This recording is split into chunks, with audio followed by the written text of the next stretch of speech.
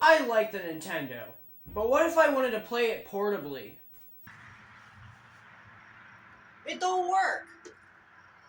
But I do have a solution. No, I promise you it's not a brick. This is the Game Boy. Yeah, it don't work much better. The Game Boy might be portable, but that doesn't mean you can take it everywhere. Because the screen is not backlit. When you're playing in the dark, you see this. Yeah, that game sucks. One iconic thing about the original Game Boy is that green screen. That's also its fatal flaw. Your games are in this puke green and black. That's disgusting. I gotta get batteries for it. What, you guys don't have battery trees? Let's play some games. Is a Game Boy cartridge. Yeah, it's pretty small. That's what she said. But it works pretty well. You just slide the bastard in the back, turn it on. The screen is indeed terrible. Even got a mode so you can play the game that you would play in the dark in case you ran out of darkness. There's even a headphone jack in case you want to plug in speakers so everybody can hear how bad you are at Mario Land. There's even a port that lets you connect two Game Boys together if you have friends. Yeah, well, I failed at that part. Having friends. Well, if this is too old school for you, 7 years later they released the Game Boy Pocket. Well, they fixed the screen problem, so instead of it being green and black, it's black and white. Oh yeah, it's still not lit up. But now it only takes 2 batteries.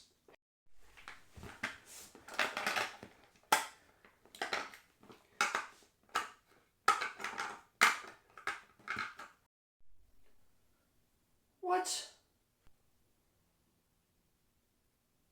Why AAAs? There was nothing wrong with AA's. Oh, they're a little bit smaller. Why do you have the gap? That'd be fine with AA's. I have to walk out to my battery tree again. Well, hey, now you have the choice. Either you like boys or you like little boys. Wait a minute. No. What do I think of the Game Boy? Honestly, playing it on original hardware, it sucks. Playing Game Boy games on the original hardware, it fucking sucks. So I'll teach you how to play Game Boy games the real way.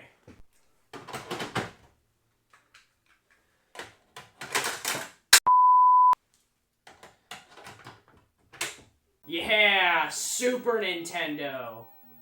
Don't get me wrong, I love the Game Boy. But you have to admit that it is a piece of shit.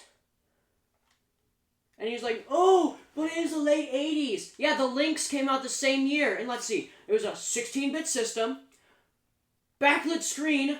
Oh, and it had color! Yeah, the first Game Boy to have a backlit screen was in 1998. 9 years after the Game Boy and the Lynx came out. And it wasn't even backlit! Yes, over in Japan, they got the Game Boy Light.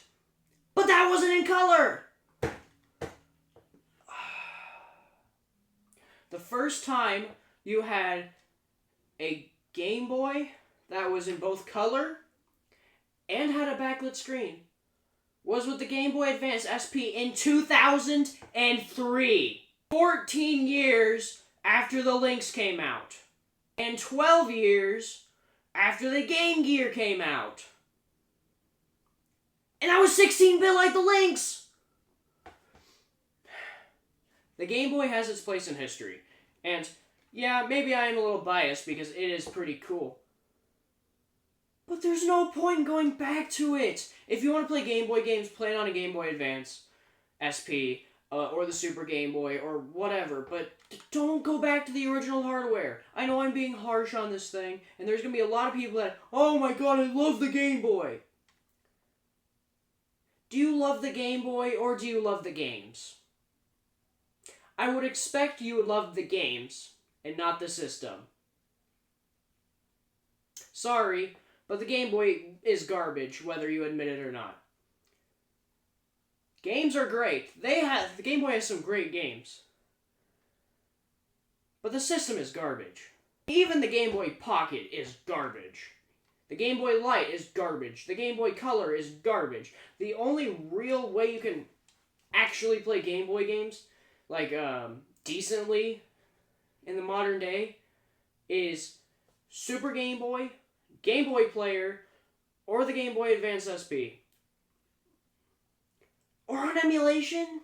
It's a cool collector's piece, but it's nothing more than that anymore. It was dated the day it came out.